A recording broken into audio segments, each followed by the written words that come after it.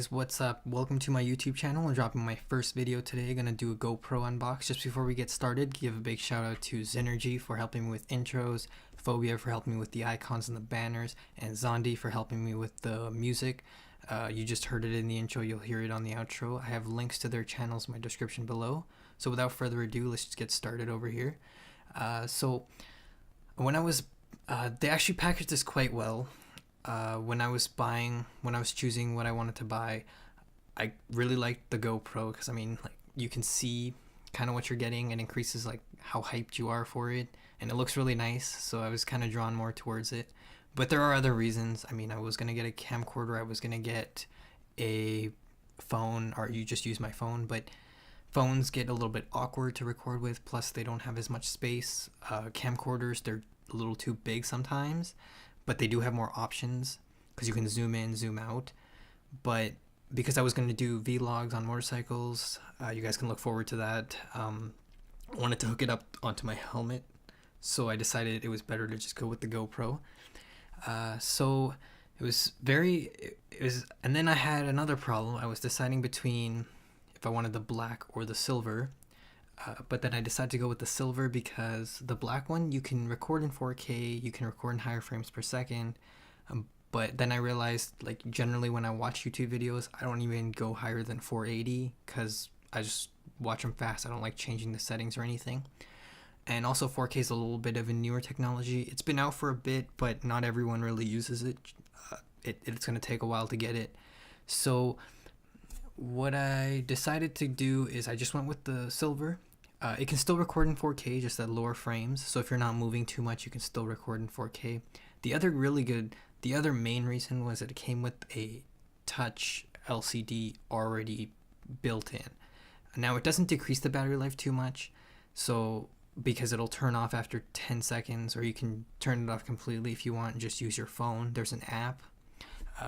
With that though, on your phone, it does seem like it's not recording in a really good quality, but when you review it back on a computer or something, it does look it looks really good, like a GoPro would record.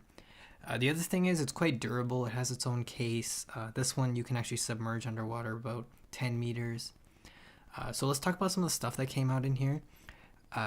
You got the instruction manual, you got the stickers, you got some mounts. This one's a pivot mount. You also have another mount that's already on the GoPro right now. You can actually slide that in on tripod stands or anything like that. You also got the charging cable. It was a Type B USB. That's what fits into PS3 controllers, fits into some mics, fits into Elgato's, cameras. Basically, they're trying to make sure it's universal.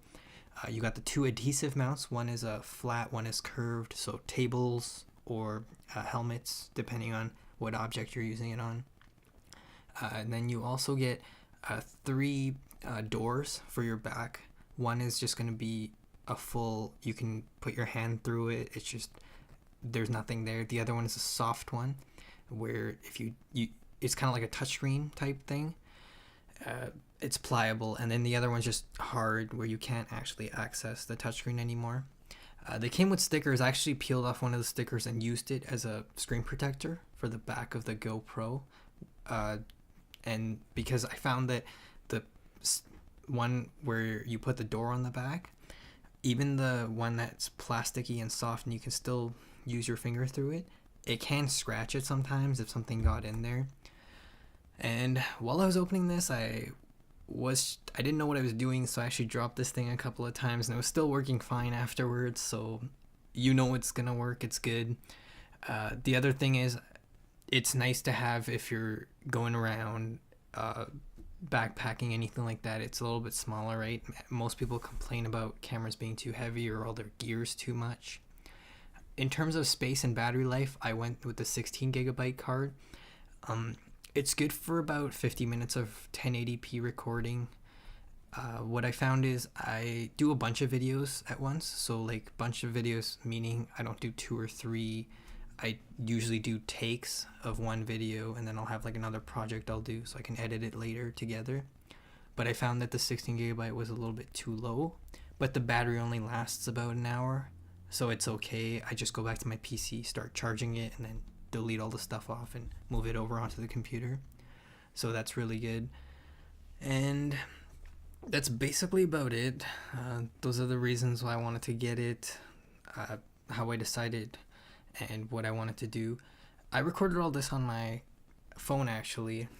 I did run out of space a couple of times, but it turned out pretty good. The next videos I'll do will come out on the GoPro, so you guys can look forward to that. And some will be on the Elgato because I will try to do a little bit of game streams. And a little bit about my channel, I'm actually going to do I'm gonna do unboxings. I'll do some how to do it yourself videos. I'll do game streams. I'll do walkthroughs. Pretty much anything you can think of that's within my power.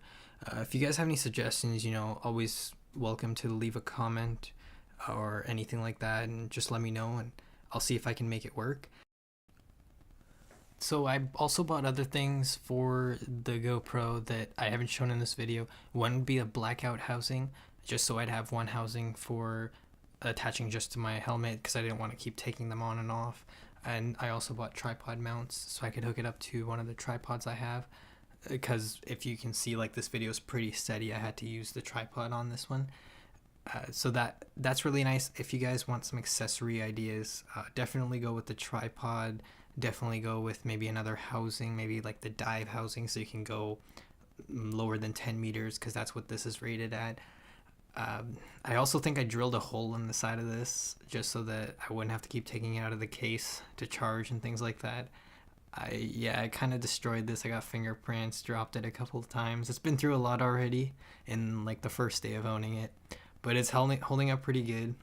I'll show you guys more videos when I record with this.